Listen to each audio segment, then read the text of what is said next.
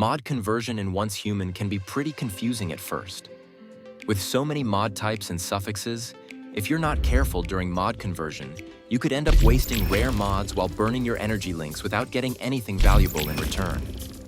In this video, I'll walk you through some key tips on how to efficiently sort and convert your mods, how to manage low-level mods and use them for mod conversion, and which mods you should disassemble and which ones you should keep. By the end of the video, your mod conversions will be fully efficient, saving both time and effort. Whether you're just starting out or looking to optimize your loadout, these tips will help you get the most out of your mod farming.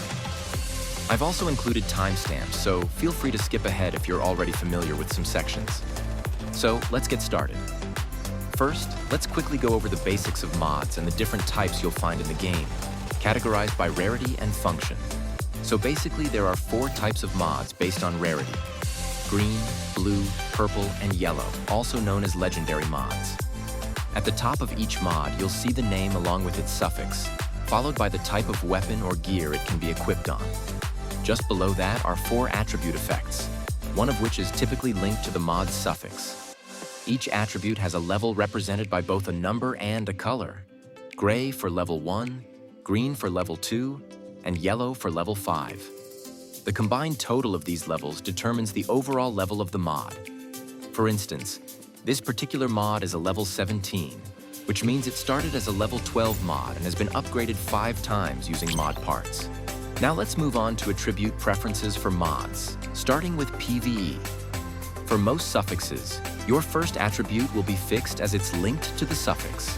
The second priority depends on the suffix type, like weapon damage with violent or weak spot suffixes, and status damage with talent suffixes. As a third priority, choose damage to great ones or elites, based on the enemies you're facing. The fourth attribute is more build-specific and can vary depending on your playstyle, like reload speed, magazine size. For PvP, the first and second preferences stay the same. However, for the third and fourth slots, consider defensive attributes like HP bonus and damage reduction. Also, don't forget to lock high-level mods which you plan to use. Otherwise, you can accidentally disassemble or use that mod for conversion.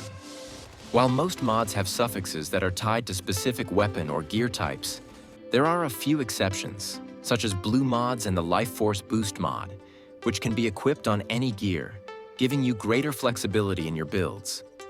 On the basis of suffixes, there are 2 types: general suffix mods, which can be obtained from clearing silos and boss fights, and special suffix mods, which are tied to events. For example, lunar mods can be obtained by opening lunar crates or defeating lunar spawn elites. You can also get a wide range of keyword suffix mods for a different build. Like, for example, a fast gunner suffix can have unique attributes like weapon, crit, or weak spot damage in fast gunner state. These types of mods can be obtained from high-risk public crisis events, where you'll earn a mod box that lets you choose your mod with that special suffix. Now let's briefly understand how mod conversion works.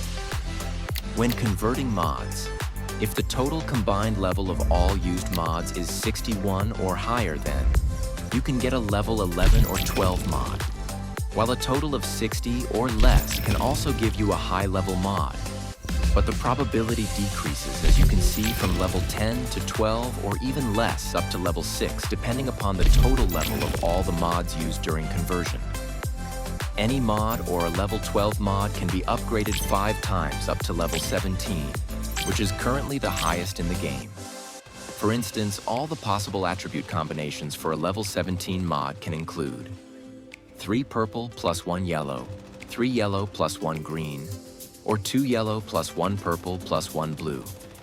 Now let's go over some tips to help you save time and effort with mod conversions. Tip 1. Sorting low-level mods can get messy, especially with lunar mods if you open like hundreds of mod boxes at once. Here's a faster way to manage them. First, filter mods by weapon or gear type. Then filter by rarity, that is gray, green, blue, purple, and finally, sort by attribute level in ascending order. After this, now you can easily identify and disassemble low-quality mods while keeping your inventory clean for better ones. Tip 2. Since conversions use up a lot of energy links, It's safe to disassemble mods that are level 8 or lower. This tip is more useful for veteran players or those with inventory issues where the number of mods crosses the limit and rest of the mods go to the mail like this. Tip 3.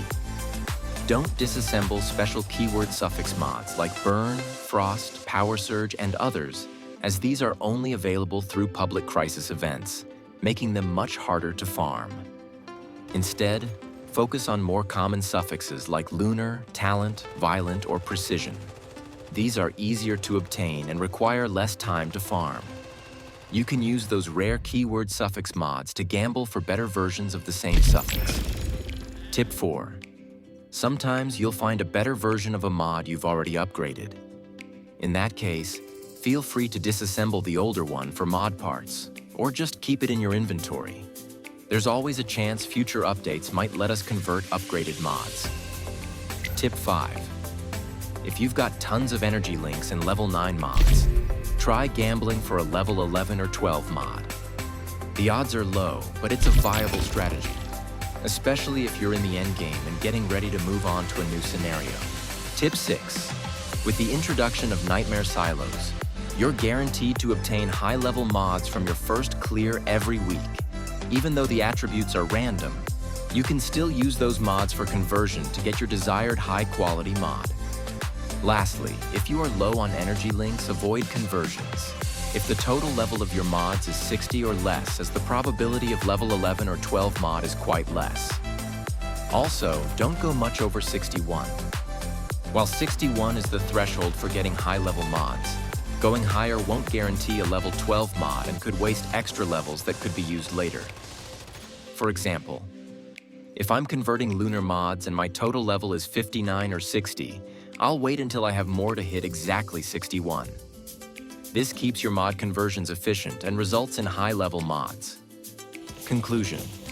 After recent update, you no longer need controllers to claim the full rewards from silo and boss fights.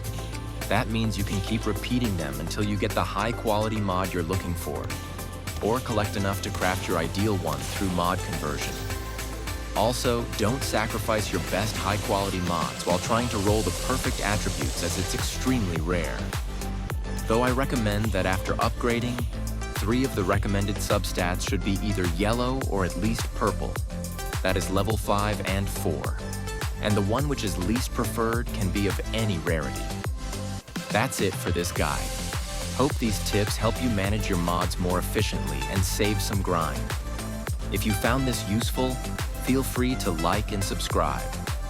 Until then, I'll see you in the next one. Thanks for watching.